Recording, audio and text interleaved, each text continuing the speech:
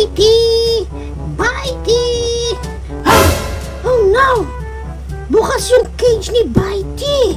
Patay ako kay mami niyan! Oh no, pagagalitan niya ako! JJ? JJ! JJ! Uy, JJ! Nandiyan ka lang pala!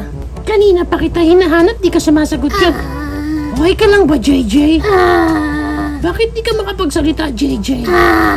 Kasi mami, nakawala po yung pet natin na si Bitey. What? Kailan pa tayo nagkaroon ng pet? Kanina lang, mami. Napanalunan ko siya sa palabunutan. Ano? Palabunutan? May kasamang cage? Oo. Ibang klase din, ano? Ano ba itsura ng pet na nakuha mo sa palabunutan? Puro siya ulo. Walang katawan? Ulo lang? Ay, ayan na siya, mami. Ha? Nasaan?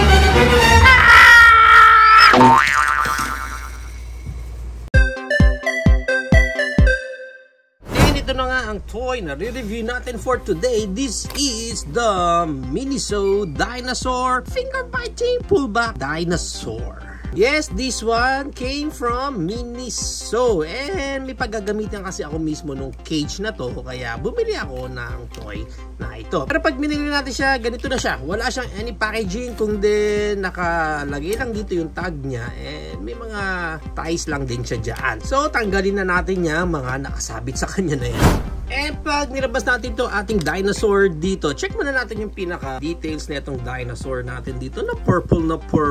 Actually, yung mga dinosaurs niya, meron siya dun blue, red, green. Pero mas natuwa lang ako dito sa color purple. Check natin yung details. Ayan, yung mga paint up niya. Mukhang maayos naman ha. And even yung texture mismo nung T-Rex head natin dito. And then, pwede mo rin siyang gawing keychain dyan. At dito sa ilalim niya, nandito yung mga gulong niya. And then, nandyan yung mechanic niya na pull back gear, and then yon. So ganun siya.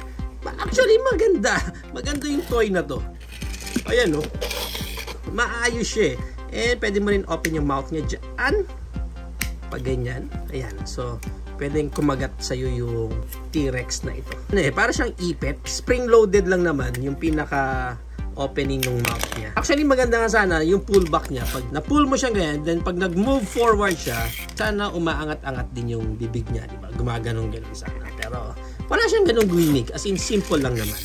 And then yung pinaka-bite niya, kailangan pang press down dito sa likod para mag-open yung mouth niya, and then yan, kung saan mo mang gustong ipakagat yung T-Rex head na yan. Pero moving right along, dito tayo sa pinaka-interesado ako. Check muna natin dito yung cage na to. Yan yung sa harap, side niya, sa kabila yan. Maganda eh, maayos ang pagkakagawa ng cage. Sa ibabaw niya, ganyan pa yung itsura. O, diba? Different compared dito. Sa ilalim niya, yan, ganyan siya. Okay, and then yung opening na itong cage natin na to, kung i-open dito sa side na to, ayan, no? Yan, and pwede mo rin i-open top niya, yan. So, pwede rin yan pag ganyan. Actually, pwedeng pag ganyan ang open or dito sa side, yan. And then, pwede rin pag ganyan, pwede rin pag ganyan. Okay? Ang pinaka-problem ko lang dito is like folded lang itong areas na ito. Yan yung ganyan. So, lahat ng mga corners niya, meron talagang mga stress mark dyan. As in, parang tinupi lang talaga siya. As in, talagang parang tinupi lang siya tapos nagkaroon ng stress mark doon. Ayan. So, isang buo siya actually. Hindi mo siya pwedeng matanggal yung per piece. Ngayon, itong T-Rex natin, pwede mo siya syempre ilagay dito sa loob. Sakto naman yung mga gulong niya doon.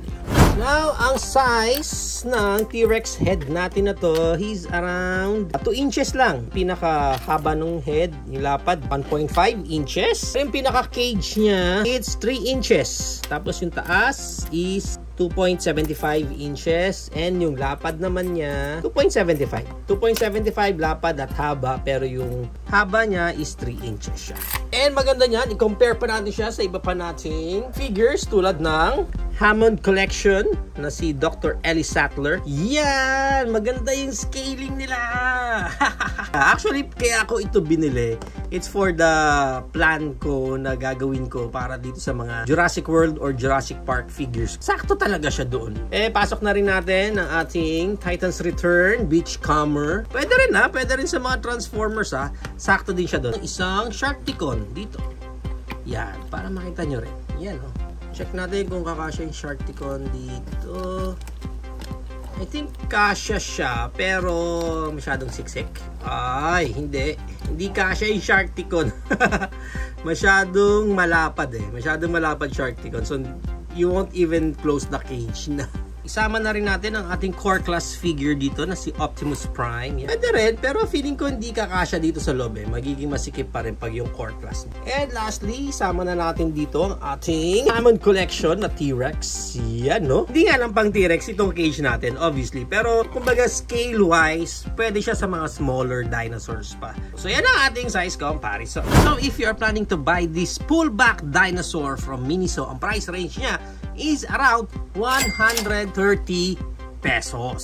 So, sa price niya na yan, makakakuha ka ng isang maayos na cage na and isang entertaining din naman na dinosaur head. There you have it now, guys. Ito na ang ating Miniso Dinosaurs Finger Biting Pullback Dinosaur. This simple toy neto is a good addition na kung meron kayong ibang paggagamitan itong cage na to. But if you want your kids or your mga pamangkins na mag-enjoy lang and masabi lang na meron kang naibigay sa kanila, I think this one, itong dinosaur na to, is a good gift na rin para sa kanila. And remember, marami pa silang designs dito. Meron pang blue, red, and green na Triceratops dyan. Pagdating sa playability niya, maayos naman. Maayos yung pullback niya. And pwede mo pa siyang gawing keychain dito. So, yung purpose niya na pang toy lang or pang entertainment, nandoon naman sa kanya. Pero, ito talaga yung pinakahinabol ko dito. Itong cage niya. Actually, I'm planning to buy pa another set para at least mas marami akong cage na ma-stack up dito and mas babagay talaga yon sa mga figures ko ng Jurassic World.